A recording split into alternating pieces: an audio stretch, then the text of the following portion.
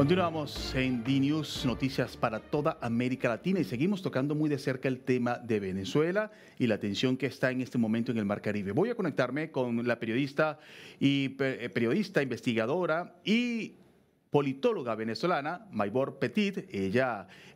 tiene mucha experiencia sobre el tema venezolano y sobre las conexiones de la geopolítica latinoamericana. Maybor, bienvenida a D-News. Gracias por conectarte. Un placer estar con ustedes y con toda la audiencia.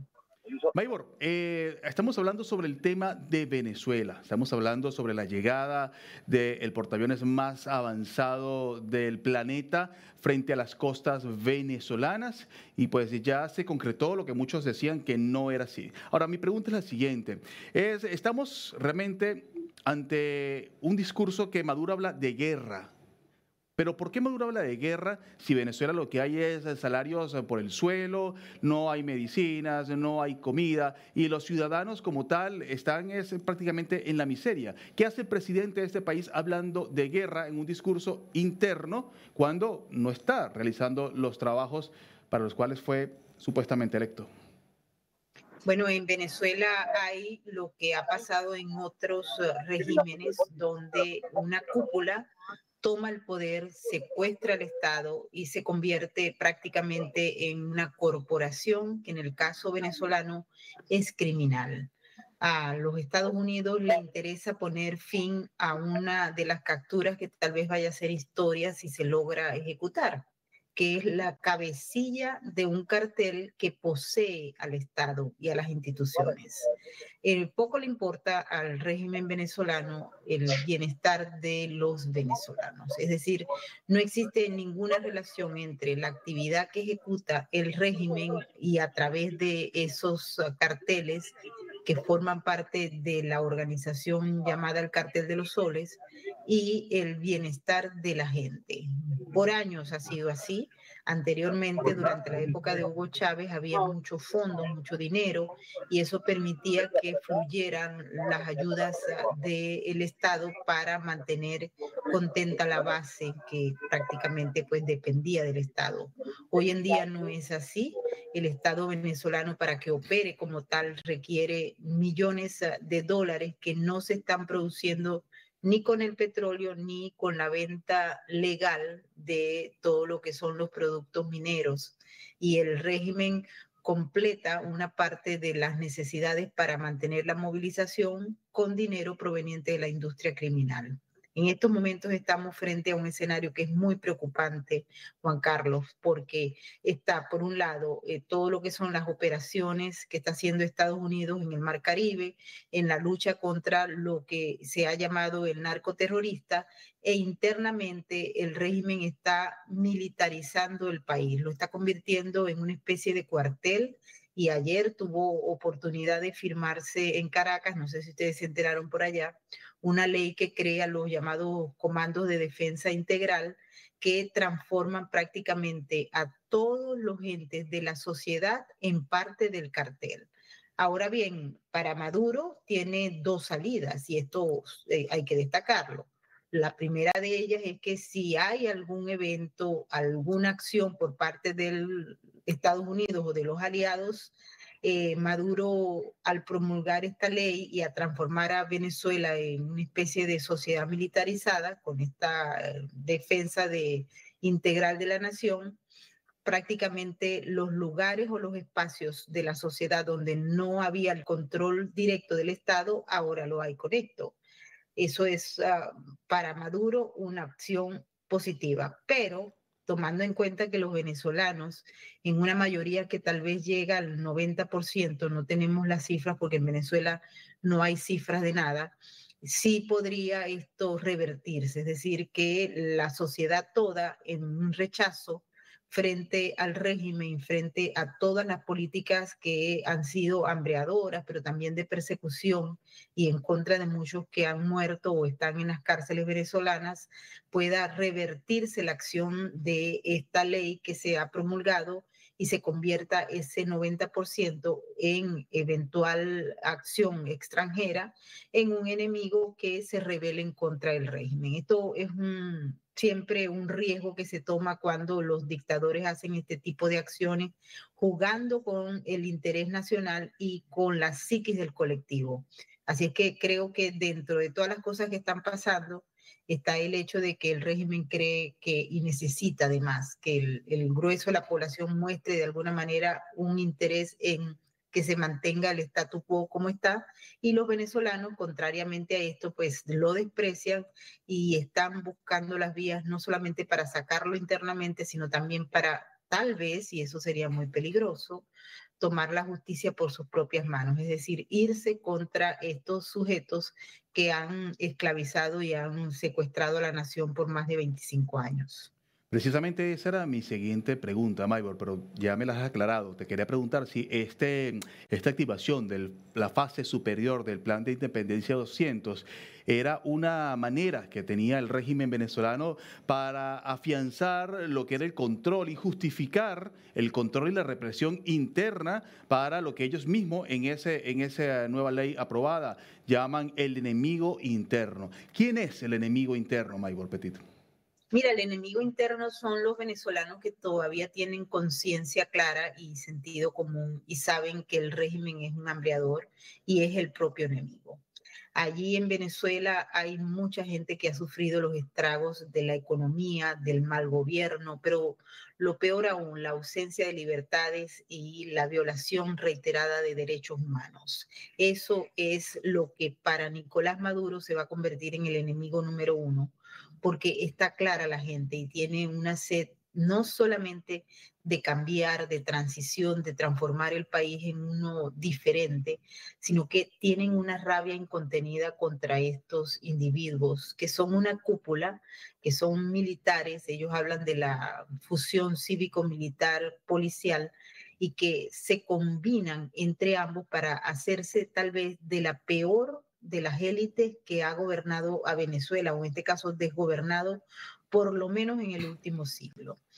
¿Qué es lo que puede ocurrir? Es un hecho que tenemos que atender y atender porque las consecuencias van a ser inmediatas y de hecho ya se están viendo. Antes de que se produjera esta promulgación de la Ley de Comando para la Defensa Integral de la Nación, Maduro también generó una aplicación que hace que los sectores base del partido a través de estas organizaciones que ellos han venido creando, como son los comités integrales de las comunas, etcétera,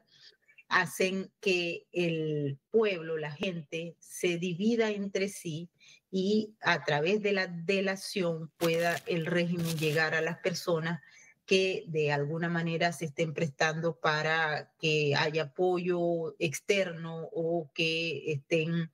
realizando algún tipo de gestión para poder actuar en contra del régimen. Es decir, es un proceso de sapeo o de delación continua a través de una aplicación que se ha activado y que ha generado ya personas presas, personas que están siendo torturadas producto de la delación de los miembros de estas comunas o de estos centros integrales que no son otra cosa que lo que se conoce en Cuba o en la República Popular China como sencilla y llanamente los defensores de la revolución. Esto está ocurriendo, se ha ampliado, no era que no ocurría antes, solo que ahora cuentan con una tecnología innovadora para lograr eso. Y en paralelo se ha armado, se le ha entregado motos y mucho dinero a esos grupos en los barrios para que actúen en contra de la gente. Y esto lejano a lo que tal vez aspiraba el régimen, que era lograr la unificación de la gente en pro de la nación. Muchos tienen claro que no es en pro de la nación, es en pro del cartel de los soles o de ese grupo que está acusado por el gobierno de los Estados Unidos de delitos graves de narcoterrorismo y de los cuales hay varios que ya se han declarado culpables y han sido procesados y han logrado unas sentencias que aquí en Estados Unidos se llaman ejemplarizantes. Así es que la cúpula quiere protección en el nombre de la nación y los venezolanos quieren justicia en el nombre de Venezuela. Maybor Petit es una periodista y politóloga venezolana de larga trayectoria. Está conversando con nosotros en DNews para ponernos al tanto sobre los últimos detalles posteriores a la llegada del Gerald Ford a las costas caribeñas. Maybor, te pregunto, ¿estamos ante un riesgo real de conflicto o todo esto es pura diatriba política de parte y parte? Mira, hay una parte que es narrativa, hay una parte que incluye todo lo que forma parte de las estrategias de guerra híbrida, como lo es, por ejemplo, las operaciones psicológicas. Esto hay que entenderlo de esta manera. Y también hay una intención del gobierno de los Estados Unidos de parar de alguna manera con este tipo de operativos la llegada de la droga a los Estados Unidos, que el gobierno ha declarado dentro de la agenda actual como una prioridad y además ha declarado a los carteles de la droga como organizaciones terroristas y una amenaza a la seguridad nacional de los Estados Unidos. En función de esto se han hecho varias acciones, pero yo creo que en la medida en que han ocurrido todas estas acciones, ha logrado con el tiempo que ha pasado, ya vamos para 2 meses y medio con los barcos en el Caribe, con los militares y todas estas operaciones ejecutando pequeñas embarcaciones, etcétera, se le ha dado tiempo al enemigo, es decir, a estos grupos que se unifican y que actúan de mucha rapidez, lograr que se vuelva a retomar el consenso en favor de Nicolás Maduro. Hemos visto, por ejemplo, cómo han aparecido la ONU diciendo, ok, vamos a revisar que estas operaciones no sean, o ellos ya la califican como eliminaciones extrajudiciales, aparecen en los medios de comunicación importantísimos aquí en Estados Unidos, tal vez los más importantes,